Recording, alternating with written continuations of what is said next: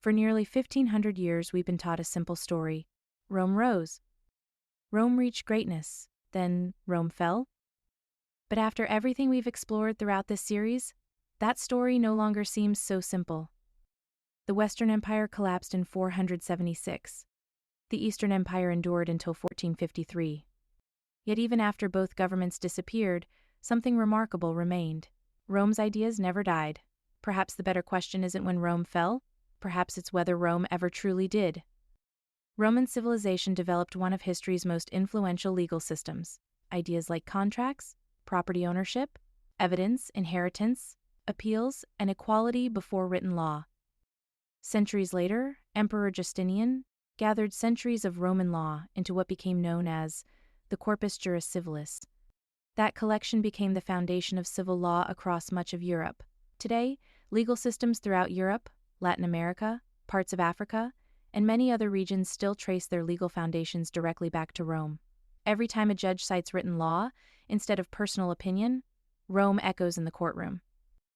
The Roman Republic introduced political concepts that remain familiar today: a Senate, elected officials, checks on power, written constitutions. The office of dictator was even intended as a temporary emergency position. Many modern governments borrowed heavily from Roman political thought. The United States Capitol intentionally reflects Roman architecture. The very word Senate comes directly from Rome. Although today's governments differ greatly from the ancient republic, many still operate using ideas first refined over 2,000 years ago. Roman engineers revolutionized infrastructure. They built tens of thousands of miles of roads connecting an empire spanning 3 continents. Their aqueducts carried fresh water for miles. Their bridges remain standing. After nearly 2,000 years, Roman concrete has survived in environments that modern concrete sometimes struggles to match. Their engineering principles became the blueprint for countless civilizations that followed. The roads themselves became more than transportation. They carried commerce, ideas, religions, languages, and eventually, entire civilizations. Perhaps Rome's greatest legacy wasn't political at all. It was religious. Constantine legalized Christianity.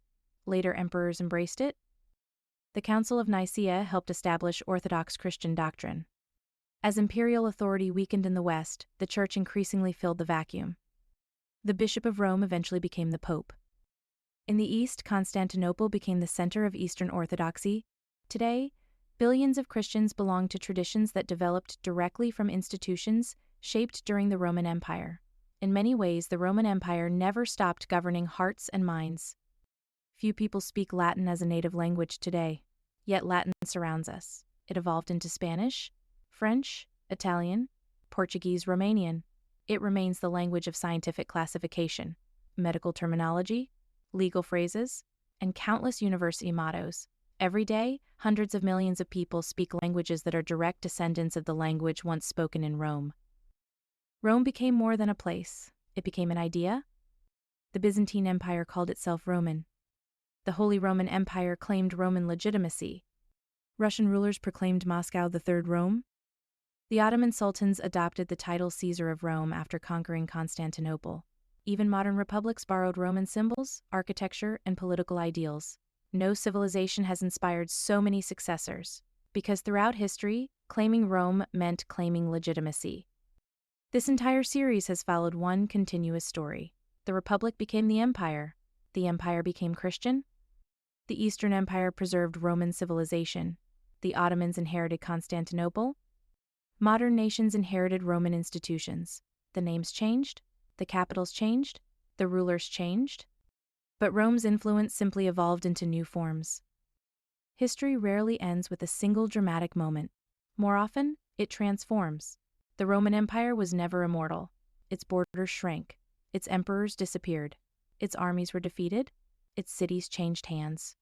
But its greatest achievements were never its legions.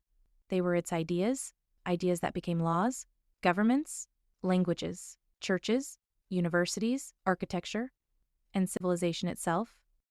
Rome may have lost its empire, but it never truly lost the world. So, did Rome ever fall? Perhaps the better answer is this: the empire ended. Rome did not.